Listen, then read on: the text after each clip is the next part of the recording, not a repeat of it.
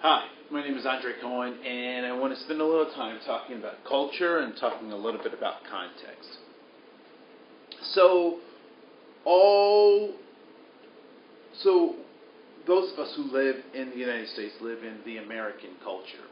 And so when we think of the American culture, some of the things that come up for us are things like apple pie, 4th of July, fireworks, red, white, and blue. Some folks might even say hip-hop, Native Americans. These are pieces of freedom, the concept of freedom. These are all pieces that support the American culture. One of the things that I'd like to kind of identify and have us talk about a bit more is delving into culture, because one of the driving forces for adequately understanding culture we oftentimes don't get a chance to talk about. All right? So typically when we talk about culture as a system that a group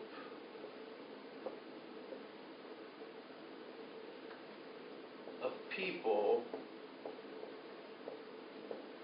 have established to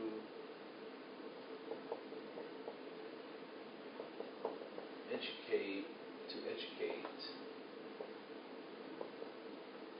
about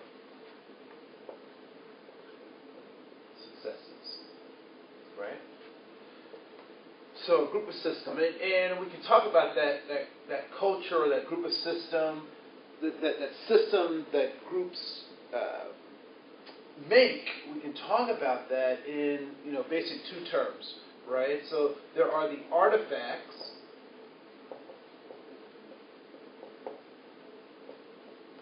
and the artifacts are the things that fit into the system, that support the system, as people try to talk about their successes, right? So what has made our group of people able to survive thousands of years, hundreds of years, or even 2 years, as immigrants oftentimes get acclimated to this cultural thing.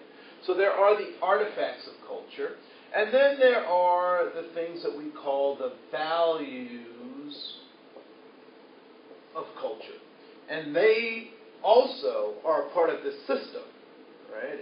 And the system is made up by people. So people make up the system of artifacts and values. And so artifacts are typically the things that we can see about a culture. So the way people dress, the way they, the music that they listen to, the foods that they eat, those are things that we can see because people have created this system that we are calling culture as a way to talk about their success as a people group.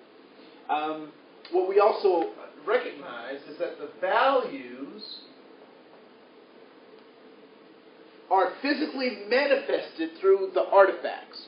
So the artifacts actually demonstrate the values that folks have. And so when we talk about dress, we talk about art, we talk about how people exist, what we recognize is that the artifacts are coming out of those values. And sometimes we use the iceberg kind of theory or metaphor of culture.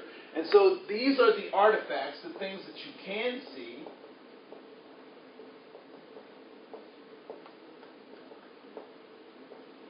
And these are the values that are under the water that you can't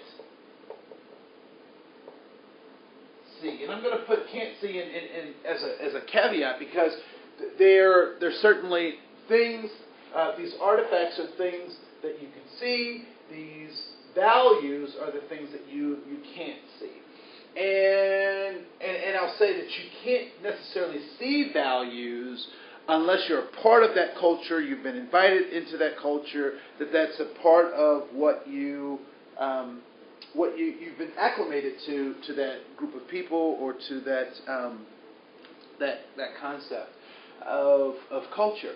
And so when these artifacts and these values are separated, when there's no relationship to those, or we've lost the understanding of the artifacts that we see. So we'll see a Native American headdress, but it's not attached to a culture. It's not attached to some values, or we see the way people dance or the way they interact, or we hear their music. If we don't associate that with the value, if we don't know what the artifact's value is, then that thing becomes a stereotype. Because a stereotype are the things that we can see. And I don't know if you've ever encountered this, but oftentimes I've looked at stereotypes or I've encountered stereotypes, and I say, well, isn't that true? Isn't part of what they're saying true about that individual or that group? And so what I would suggest is that when these artifacts aren't connected to the values, then we have stereotypes. And that's why stereotypes seem to be true. There seems to be a lot of credence to the things that we hear or that we see about people groups when it comes to talking about these things that we see. And so doesn't it look like Mexicans love lowriders? Doesn't it look like black people like fried chicken? Doesn't it look like Asians are good at math? But if we don't understand the values of those things that we can see, then those stereotypes creep up and they start to inform our prejudice.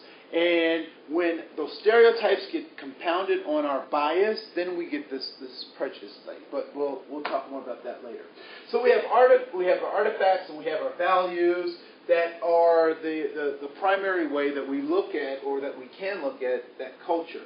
And what I would like to suggest is that when we start talking about these artifacts, and we can talk about, food as an artifact, right? We can talk about the way people dress as an artifact. We can talk about even their music as an artifact.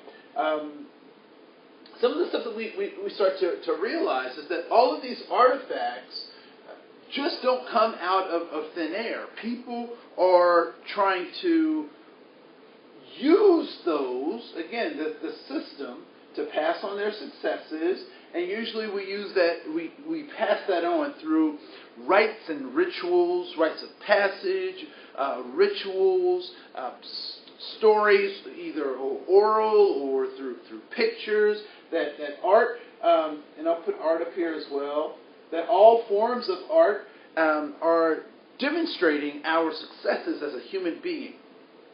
What we typically don't talk about, though, is why certain people groups eat certain foods, why certain people groups dress a certain way, why people groups use certain music or their art has a particular look or function. And what I'd like to suggest is that we need to spend more time talking about the context that people groups are coming from if we want to understand their culture.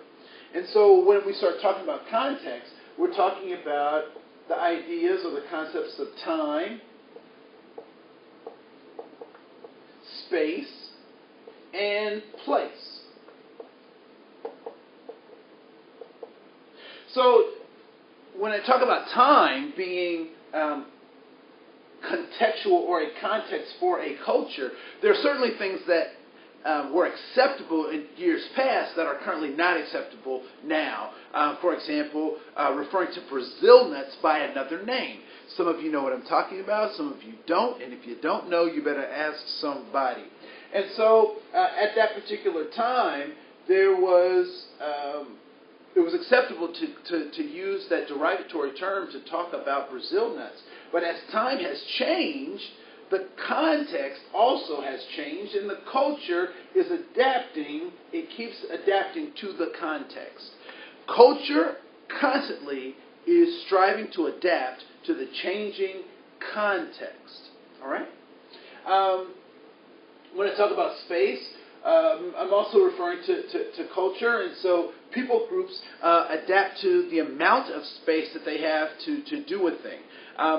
Japanese culture, because Japan is such a small island, has developed some systems of success that provide opportunities for their people to reach their full potential or to demonstrate the successes of their culture.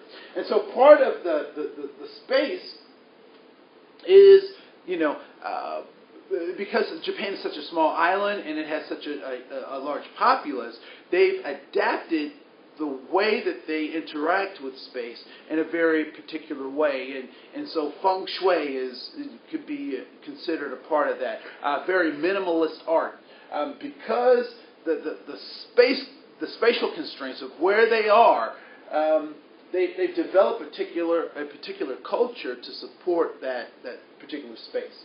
And then lastly is this concept of place. And geography has a great deal to do with the development of culture and how cultures adapt to their place oftentimes dictates their culture, right? So how people groups adapt to their place actually is the driving force of their culture. I live in the great state of Minnesota, and in the wintertime, there's certainly things that we do here that folks would not do in Florida or in Phoenix during the winter, right? And so in Minnesota, we get out, we ice fish, we